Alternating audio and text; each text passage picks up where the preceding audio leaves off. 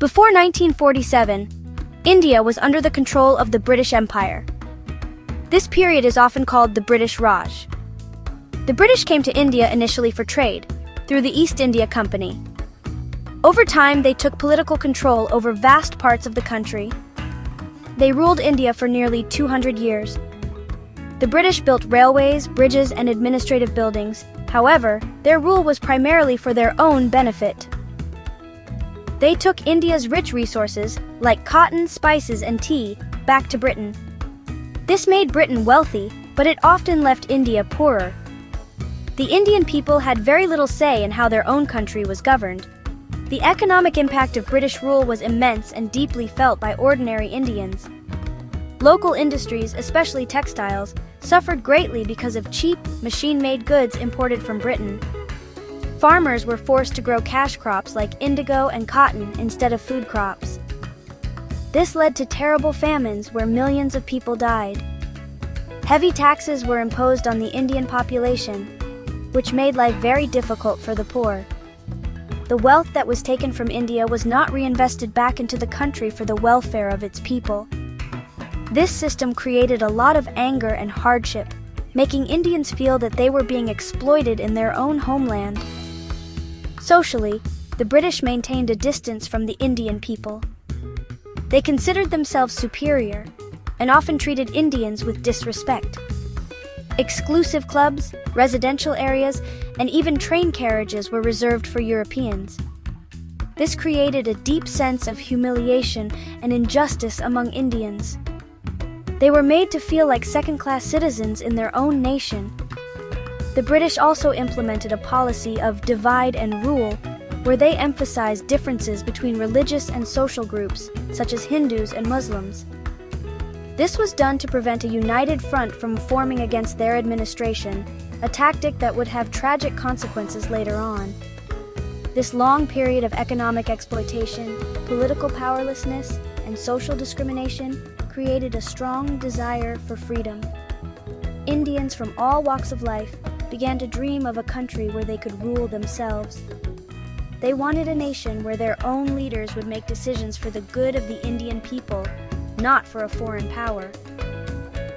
This growing desire for self-rule, or Swaraj, became the foundation of the Indian independence movement. The stage was set for a long and difficult struggle, a journey that would test the spirit of the nation and its people as they fought to reclaim their destiny. As the desire for freedom grew stronger, many great leaders emerged to guide the Indian people. Among the most important was Mahatma Gandhi. He was a lawyer who had fought against racial discrimination in South Africa. When he returned to India, he brought with him a new and powerful idea, nonviolent resistance, which he called Satyagraha. Gandhi believed that India could win its freedom without using weapons or violence. He lived a simple life and connected deeply with the common people, who lovingly called him Bapu or father. His message of truth and non-violence inspired millions to join the freedom struggle in a peaceful manner. Another key figure was Jawaharlal Nehru. He was a well-educated and charismatic leader who became a close associate of Gandhi. Nehru had a modern vision for India. He believed that after independence, India should become a democratic and secular nation, focusing on scientific progress and industrial development to lift its people out of poverty. He was a powerful speaker and writer who could articulate the aspirations of a new free India to the world.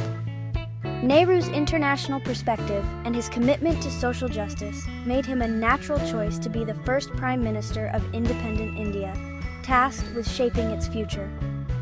Sardar Vallabhbhai Patel, known as the Iron Man of India, was another central pillar of the independence movement. He was a brilliant organizer and a practical leader. While Gandhi was the spiritual soul of the movement, and Nehru was its visionary voice, Patel was its strong arm. He was instrumental in organizing protests and uniting different factions within the Indian National Congress, the main political party fighting for freedom. His most significant contribution came after independence, when he masterfully persuaded hundreds of princely states to join the new nation of India. thus unifying the country into the form we know today. These leaders, along with many others like Subhas Chandra Bose, Maulana Abul Kalam Azad, and Sarojini Naidu, worked tirelessly for a common goal. They came from different backgrounds and sometimes had different ideas about the best path to freedom. However, they were united in their love for India and their determination to see it free from British rule. They traveled across the country, giving speeches, organizing people, and encouraging them to stand up for their rights. Their leadership gave the freedom movement direction, strength, and the unwavering belief that independence was not just a dream, but an achievable reality. The Indian freedom struggle was unique because of its strong emphasis on peaceful methods. Mahatma Gandhi introduced the concept of satyagraha, which means holding on to truth. It was a form of non-violent civil disobedience. The idea was to oppose unjust British laws peacefully but firmly. One of the most famous examples of this was the Dandi March, or the Salt March, in 1930. The British had a law that made it illegal for Indians to make their own salt, forcing them to buy it from the government with a heavy tax. Gandhi decided to challenge this unfair law by walking over 240 miles to the coastal village of Dandi to make salt from the sea. The Salt March captured the imagination of the entire nation and the world. Thousands of people joined Gandhi on his long walk, and millions more across the country began making and selling salt illegally in defiance of the British. The British government responded by arresting Gandhi and over 60,000 other protesters. However, the movement showed the power of non-violent protest. It demonstrated that Indians were united and would not bow down to unjust laws. The moral strength of the movement put the British administration in a difficult position, as using force against peaceful protesters made them look like oppressors on the global stage. As the years went by, the demand for complete independence grew louder.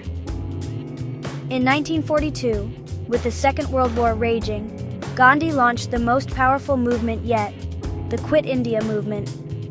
He gave a rousing speech in Bombay, delivering the famous call to action, "Do or die." This was a direct and final demand for the British to leave India immediately. It was a call for a mass struggle on the largest possible scale. The movement was not just for political activists. It was for every Indian, every man, woman, and child to consider themselves a free citizen and act accordingly.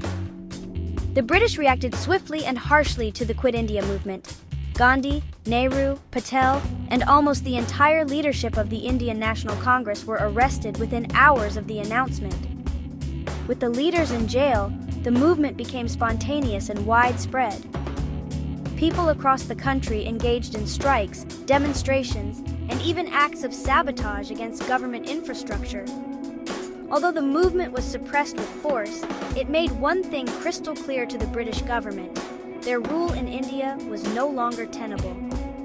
The will of the Indian people for freedom was now unbreakable, and it was only a matter of time before they would have to leave. The Second World War, from 1939 to 1945, had a profound impact on the British Empire and its hold over India. Britain emerged from the war victorious, but was severely weakened, both economically and militarily. The war had drained its resources, and the British public was weary of conflict. They were less interested in maintaining a vast and expensive empire. Furthermore, the war had been fought in the name of freedom and democracy against tyranny. This made it difficult for Britain to justify continuing its colonial rule over India. The pressure from its allies, particularly the United States, also mounted on Britain to grant India its freedom. After the war, a new government came to power in Britain. The Labour Party, led by Clement Attlee, was more sympathetic to the idea of Indian independence. They realized that holding on to India by force was no longer a viable option. Negotiations began with Indian leaders to decide the terms for the transfer of power. However, these negotiations were complicated by a major internal issue: the growing demand from the Muslim League, led by Muhammad Ali Jinnah, for a separate nation for Muslims, to be called Pakistan. They feared that in a united Hindu-majority India, the rights of Muslims would not be protected. This led to the painful decision to partition British India into two separate countries, India and Pakistan. The last Viceroy of India, Lord Mountbatten, was sent to oversee this transfer of power. He announced that independence would be granted on 15 August 1947. While the news of freedom brought immense joy, it was mixed with the deep sorrow and fear of partition. The drawing of new borders was done hastily, cutting through villages, farms, and communities that had lived together for centuries. This triggered one of the largest and most violent migrations in human history, as millions of Hindus and Sikhs moved to India and millions of Muslims moved to Pakistan. On the midnight of 15 August 1947, India finally became an independent nation. Jawaharlal Nehru, as the first Prime Minister, unfurled the Indian tricolor flag at the Red Fort in Delhi and gave his famous Tryst with Destiny speech. There were massive celebrations across the country. People danced in the streets, distributed sweets, and celebrated their newfound freedom with tears of joy. However, this joy was overshadowed by the violence of partition. Despite the tragic start, independence marked a new beginning. India was finally free to shape its own destiny, build a democratic society, and work towards a brighter future for all its citizens.